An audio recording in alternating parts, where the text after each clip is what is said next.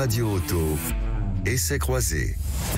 Chaque dimanche, Sud Radio et ses partenaires de Mobility TV essayent pour vous un véhicule sur le marché du neuf. Aujourd'hui, une française haut de gamme, la DS7. On va l'essayer justement, vaut-elle le coup? Nos trois spécialistes vont nous le dire. Mélina Priam, bonjour à vous. Bonjour. Journaliste à l'Autojournal, Cédric Feyour, bonjour à vous. Bonjour. Vous êtes chroniqueur auto au journal Les Échos, fondateur de la plateforme Sans Bornes, et nous sommes avec le fondateur d'une autre plateforme, c'est celle de Ma Voiture Idéale. C'est Stanislas Laroumet, bonjour à vous. Bonjour. Voiture haut de gamme, disais-je, avec la DS7. Est-ce une réussite, Mélina Priam? Oui, c'est une réussite. Après, ce restylage, comme on dit, n'est pas spectaculaire. DS, enfin les designers n'ont pas énormément retouché l'avant, un petit peu au niveau des phares. C'est surtout l'arrivée d'une motorisation 360 chevaux 4x4 qui permet à la DS7 d'aller vraiment chercher les rivales allemandes haut de gamme. Alors, je ne suis pas sûre que ce soit en France qui s'en vendent le plus, parce que ça fait quand même une voiture chère et puissante. On rappelle l'ordre de prix. Ça commence à 44 700 € en diesel boîte auto. En diesel option, boîte auto, mais avec ce nouveau moteur, on est quasiment à 70 000 €. Hein. 70 000 €, oui, ça fait un budget considérable. Voilà. Mais on est sur des tarifs de Mercedes GLC quasiment, alors que si on est sur l'entrée de gamme, on va être sur des tarifs de GLA. Enfin, cette voiture, elle est un petit peu entre les catégories.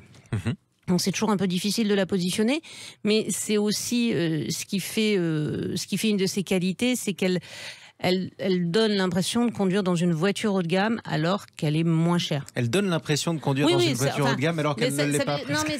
Non, c'est pas qu'elle ne l'est pas, mais elle est entre deux catégories. D'accord. Donc elle est moins chère que ses équivalentes allemandes, donc c'est un bon rapport qualité-prix. C'est un très très bon rapport qualité-prix, et après si on doit lui trouver une qualité, s'il ne devait y en avoir qu'une, ce serait son confort. J'allais le dire. Non mais voilà, elle s'appelle pas DS pour rien, et ils sont pas idiots chez DS. Quand on porte un patronyme pareil, ce qu'on doit soigner, c'est le confort, et c'est vrai que là c'est absolument remarquable, quitte à ce que ce soit au détriment un peu du dynamisme et des performances. Alors non, des performances pas forcément, mais vraiment de la tenue de route et du dynamisme. Stanislas Laroumet. Je suis complètement d'accord avec Mélina, puisqu'en plus Mélina m'a autorisé à faire un magnifique match entre la DS7, la Volvo XC40 et le Mercedes. Dans l'Autojournal. Dans l'Autojournal, dans lequel je participe de temps à autre. Et on a fait un match avec la version hybride de 125 chevaux. Qui a gagné? Il faut acheter le livre. C'est-à-dire, dans l'Autojournal, c'est dans vos kiosques en ce moment. Non, le DS7, moi je suis complètement d'accord avec Mélina. Le confort. Alors, D3 par exemple, c'est le plus agile, celui qui a le meilleur comportement routier. La Mercedes est pas mal, la Volvo est complètement larguée. Mais moi, ce que j'aime surtout dans cette DS, outre le confort, c'est l'ambiance à bord. Alors oui, c'est opulent, c'est pas forcément de très bon goût. C'est un peu bling bling, quoi. C'est un peu bling bling. C'est pas très français, dites-moi. Parfois toc toc aussi, parce que je peux vous dire que par exemple. Attention, vous êtes assis. Par exemple, les miroirs de courtoisie. Vous savez, ce sont les petits miroirs qu'il y a derrière le pare-soleil. Eh bien, mon père, sur sa Peugeot 405, avait les mêmes. Non. Donc, vous avez la 405 est sortie en 87. Hein. Ah oui. Donc voilà. C'est vintage. Hein. Ouais, le couvercle de boîte à gants, ça fait un peu toc. La prise 12 volts, il y a la même sur une Citroën Ami. Bon, voilà, ils vont pas jusqu'au bout du truc. Après, franchement, c'est très bien fini.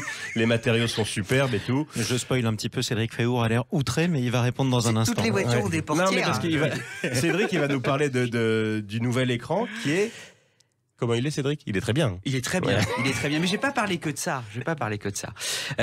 Sans borne, on a eu la chance. On a fait 3 épisodes sur la DS7. On a même été découvrir la DS7 d'Emmanuel Macron. On nous a ouvert les portières. C'est une exclue mondiale. Normalement, par mesure de sécurité, on ne pénètre pas à bord. Cette DS7, Mélina le disait, elle est difficilement classable. Or, quand on la voit avec ses 4,50 m, c'est vrai qu'on la rapprocherait plus du GLA ou du XC40. En fait, dans la tête de chacun d'entre nous, elle est plus face à un GLC, une Audi Q5, au BMX3, au Triumvira, dont tout le monde rêve. Elle est 10 à 15% moins chère. Elle a des cuirs d'un soyeux, qu'on ne retrouve que chez Bentley. Non, le Maroquinier l'a dit. C'est texturé comme il il y a pas longtemps. Quant au restylage, il lui va comme un gant. Pourquoi? Parce qu'il avait pris son petit coup de vieux. La calandre à l'avant, il y a des petits, on a l'impression que c'est des petits diamants. Ça s'appelle des pampilles. Rien que ça, voilà. Les jantes, les grandes jantes, hein, sur la version 360, qui a la puissance d'un Volvo XC60 T6, qui est la référence absolue, qui accélère et tout ça, qui fait du 0 à 100 en 5 et des poussières. C'est comme un Porsche Cayman, ça décolle. Eh bien, cette DS7-là, avec ses jantes qui s'appellent Brooklyn, c'est un voyage. Elle est en bleu foncé, donc un bleu de France, voilà, nickel, le bleu des préfets, super. On peut lui mettre un intérieur clair. Qui propose aujourd'hui un intérieur clair? C'est très rare. C'est un truc extraordinaire. Je sais que j'en fais des kilos, mais s'il y a une caisse à s'offrir, c'est celle-ci. Voilà, c'est dit. C'est celle du président de la République. Mélina Priam, non. Non, alors, pour le coup, je trouve plein de qualités à la DS7. Je suis moins sensible à son intérieur, comme disait de toute façon, Stanislas. vous venez pas pour le cuir, vous. Et on n'a pas parlé pas. du PHEV, elle est plug-in hybride. Oui, d'ailleurs, elle n'est que plug-in hybride. La parole à Mélina. Diesel. Voilà, ça aussi, il n'y a plus d'essence. Il n'y a plus de moteur essence. Ça, je trouve ça un petit peu dommage. Enfin, je veux dire, après, voilà, c'est des choix non, mais c'est pas commerciaux. d'avoir une voiture moins chère. Question importante. Vous disiez qu'elle n'était pas forcément adaptée au marché français, à l'exception peut-être de l'Elysée. Si la voiture est plug-in hybride et donc il n'y a pas d'essence, elle est faite pour quel marché?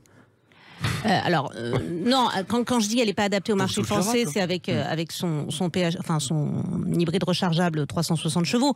Après, avec la version 225, ça peut correspondre. Mais c'est vrai que pour le marché français, pour moi, il lui manque un moteur, je dirais, entrée de gamme, essence, classique, qui ferait que l'auto serait moins chère à l'achat.